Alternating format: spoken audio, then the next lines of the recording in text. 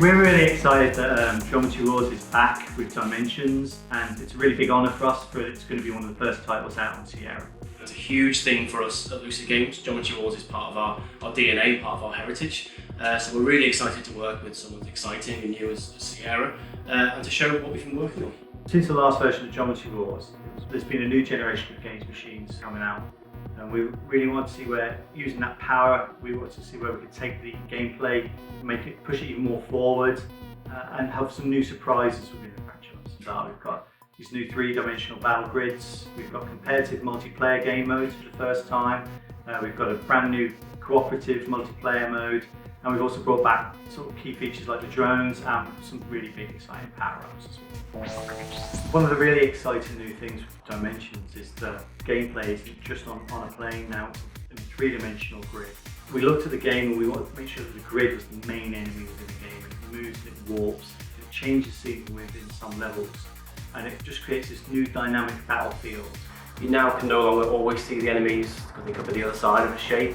You've got to think about how to move the shape, what the best angles of attack are. So it really adds a huge tactical layer to the game that maybe wasn't in the previous versions of Geometry Wars. One of the really exciting things we've now brought into Dimensions is boss battle.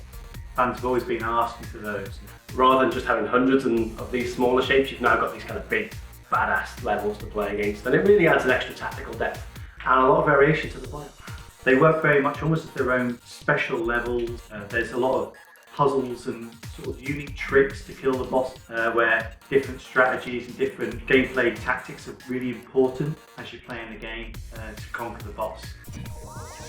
Multiplayer is going to be awesome. Which is something people have asked for years. It was never in the previous versions of Geometry Wars.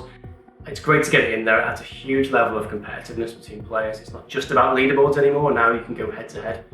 So how it works very much, it's all about a long takedown. You're outsmarting your opponent, or your team could be out against another team, and you could run different strategies to overall sort of conquer a grid.